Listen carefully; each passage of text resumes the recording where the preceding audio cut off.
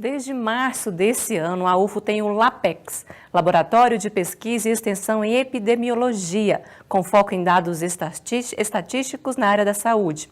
Os integrantes do laboratório criaram uma pesquisa inédita no país que rastreia as chances de pessoas com HIV desenvolverem o diabetes. Acompanhe na reportagem de Luan Borges e Felipe Leonardo. Quem chega no bloco 3Z no campus Santa Mônica da UFO não imagina o tamanho do conhecimento que é produzido aqui no LAPEX, o Laboratório de Pesquisa e Extensão em Epidemiologia. A Thaisa representa bem o nível desse laboratório. Ela desenvolve uma pesquisa com a Universidade de Harvard que analisa a ingestão alimentar das pessoas e tenta estabelecer um padrão na classificação dos alimentos. A gente tem uma forma de classificar os alimentos que é denominada de classificação nova, que foi criada por um pesquisador, professor Carlos Monteiro, de São Paulo, que caracteriza esses alimentos em 4 grupos, que são os alimentos in natura, ou minimamente processados, os ingredientes culinários processados, os alimentos processados e os alimentos ultraprocessados, que a gente vê hoje falando aí.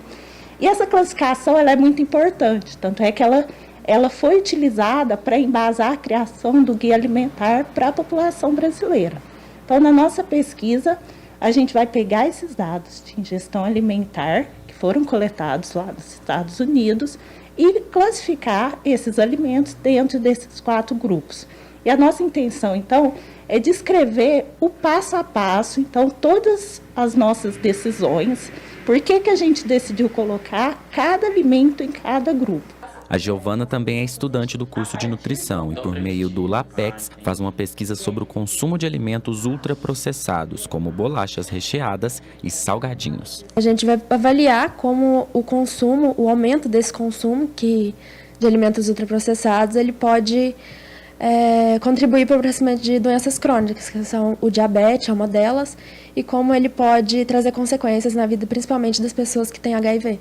A pesquisa da Giovana é uma das muitas desenvolvidas no laboratório. O LAPEX é vinculado ao Núcleo de Estudos em Saúde Ambiental, criado a partir do curso de Gestão em Saúde Ambiental. A organização do grupo e os equipamentos necessários para fazer os trabalhos chamaram a atenção da Larissa, que se desloca do campus Umuarama da UFO, onde faz medicina, para estudar mais sobre diabetes. Primeiro, a gente vê que diabetes mellitus tipo 2 tem uma incidência e uma prevalência maior devido ao estilo de vida que nós estamos vivendo ultimamente, nos últimos tempos.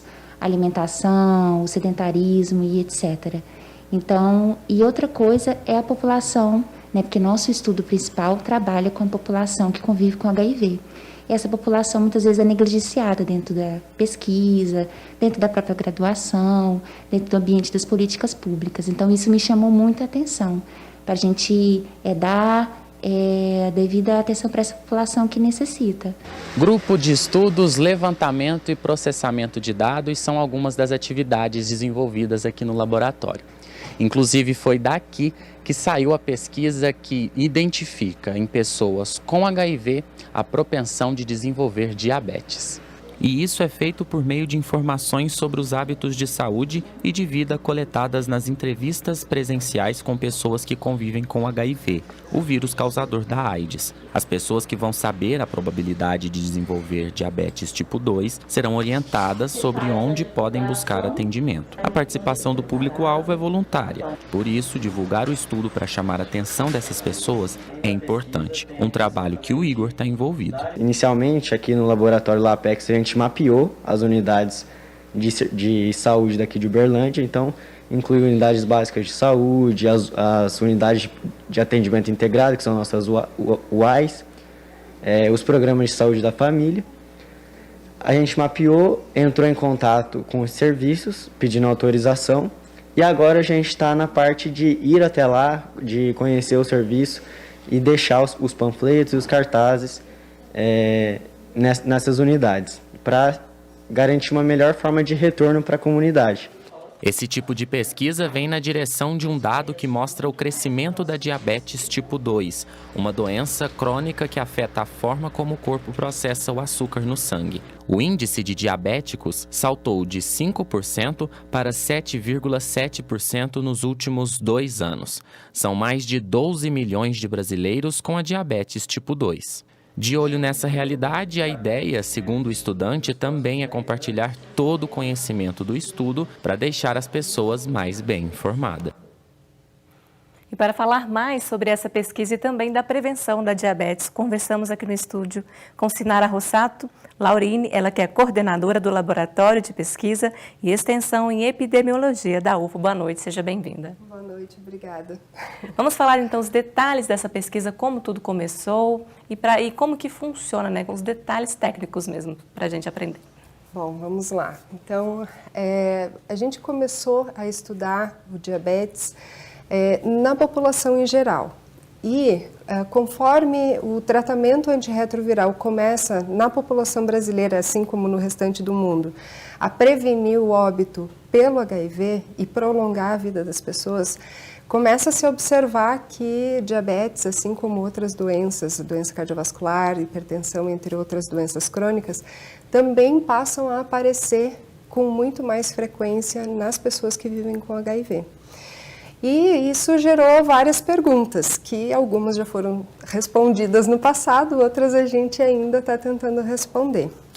Entre elas, como que está hoje em dia a prevalência de diabetes na população brasileira? Quais são os fatores de risco que estão relacionados com o desenvolvimento do diabetes aqui na população brasileira, mas em pessoas vivendo com HIV especificamente? Porque nós temos estudos mostrando hipertensão, doenças cardiovasculares, síndrome metabólica, mas nós ainda não encontramos um bom estudo discutindo a prevalência ou a incidência de HIV aqui no Brasil. É uma pesquisa inédita. Em certa medida, acredito que sim. Existe um estudo aqui no Brasil que é um estudo de coorte em HIV, mas ele, até onde nós conseguimos aprender sobre o estudo até agora, ele é um estudo recente. Então, estamos somando dados, né? A ideia é contribuir para o desenvolvimento do conhecimento. E como que é o processo da pesquisa? Explica para a gente como que é esse funcionamento, esse cronograma de uma pesquisa. Bom, esse estudo, vamos dizer o projeto Previdia, porque o projeto ele envolve diferentes áreas de atuação dentro da área acadêmica. Então, o projeto Previdia ele tem uma etapa que é pesquisa, tem uma etapa que é de ensino, que permeia todas as outras etapas, e tem uma etapa que é exclusivamente de extensão. Na etapa de pesquisa, que é essa primeira etapa que a gente está realizando agora, e que também inclui a etapa de ensino. Que é a base, né? Que é a base, exato. Nesse projeto de ensino que a gente desenvolve dentro do Previdia, nós temos seminários semanais, todo ele é norteado por uma metodologia ativa, ou seja, as pessoas que fazem parte da equipe do estudo, elas participam da construção do conhecimento. E é por isso que nós temos os grupos de estudo, que toda semana a gente tem seminários para aprofundar um pouco mais o nosso conhecimento como grupo a respeito do tema que a gente está estudando. A etapa de pesquisa nós começamos recentemente. Então nós estamos no momento do estudo piloto. O estudo piloto ele é de certa forma um mini estudo que ele visa testar tudo o que vai acontecer no estudo principal. No estudo piloto, a gente está convidando todas as pessoas que não vivem com HIV, e isso, de certa forma, gera uma oportunidade para qualquer pessoa na comunidade de Uberlândia. E também todos os campi da UFO. Todos os campos da UFO, exato. Enfim, na cidade de Uberlândia, até nas cidades vizinhas, né? Então todas as pessoas são convidadas a participar dessa etapa do estudo piloto. No estudo piloto a gente faz o rastreamento também.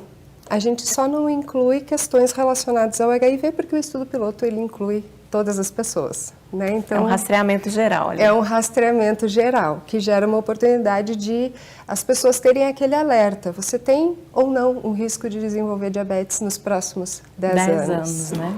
Exato. É bem precoce esse estudo, né, para prevenção. A ideia é essa. Isso, diagnóstico precoce para prevenção para tardia, né? poder identificar o risco o mais cedo possível, não só em termos de idade, mas em termos de identificar o risco e outros fatores de risco. Porque tem algumas coisas que a gente inclui no questionário e que a gente usa no questionário para calcular o score de risco que não estão no questionário. Eles estão apenas no questionário que a gente aplica em quem participa do estudo. Por exemplo, a avaliação da ingestão alimentar, a avaliação da atividade física. A gente faz a avaliação também do tabagismo, consumo de álcool. São vários fatores. Vários outros fatores, exato. Questões socioeconômicas que podem influenciar no desenvolvimento do diabetes. Falando da parte técnica, agora vamos à primeira nossa cartela de hoje, que tem os detalhes, né, em relação à pesquisa.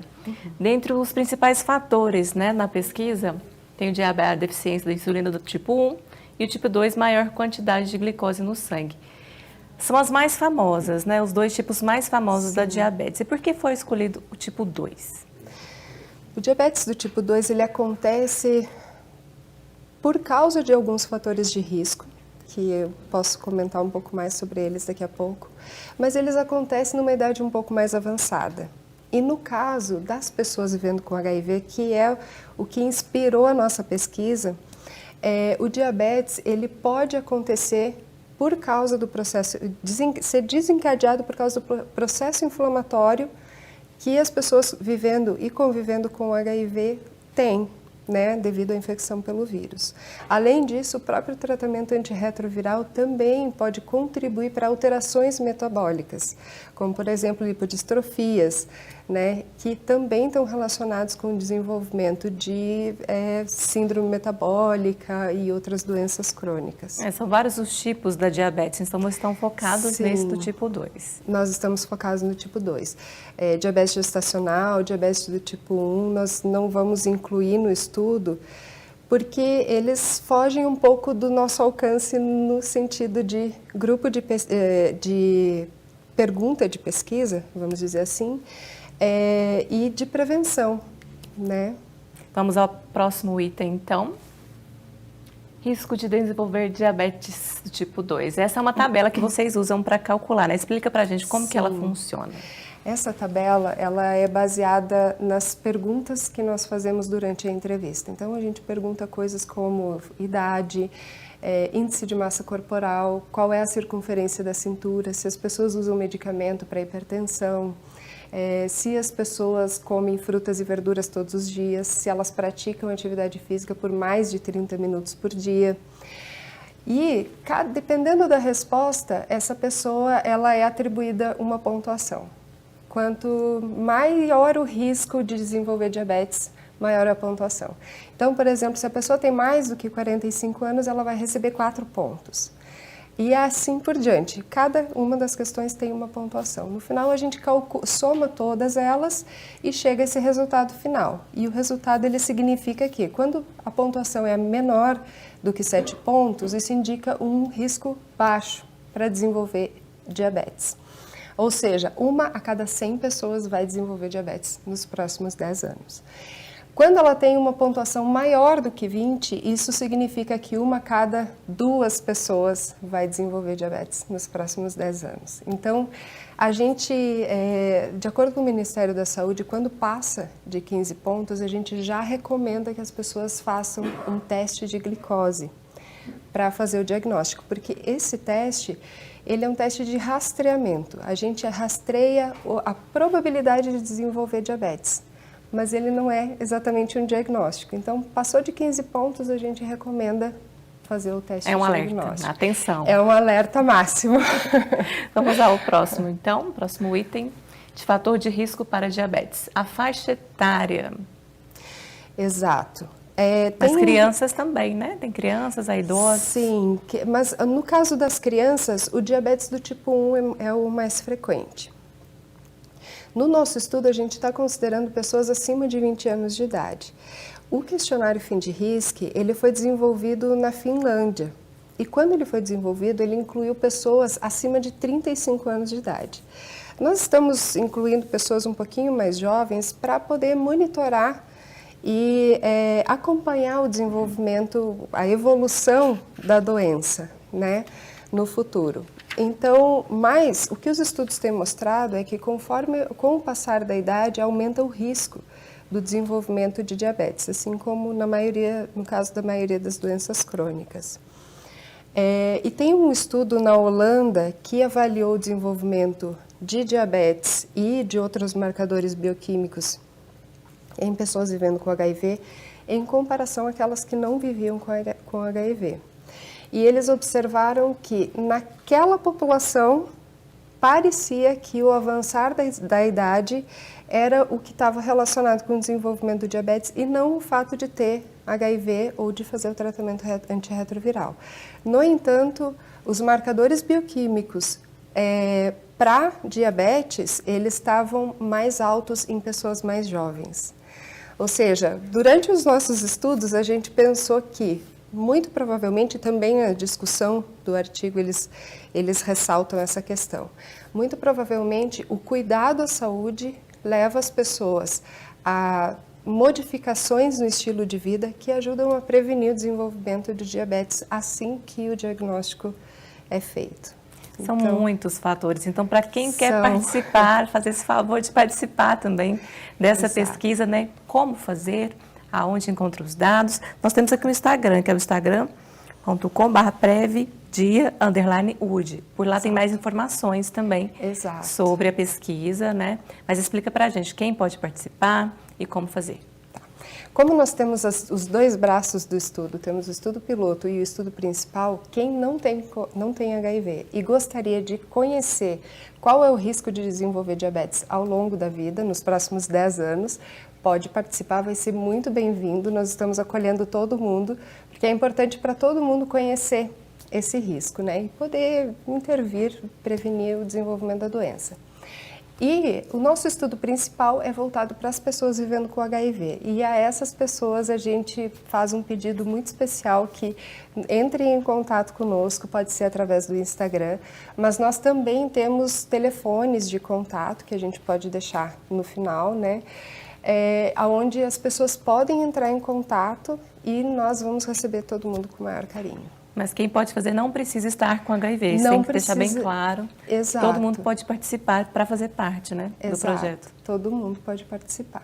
Então deixa aí um recado para quem está pensando aí, para ir logo fazer parte.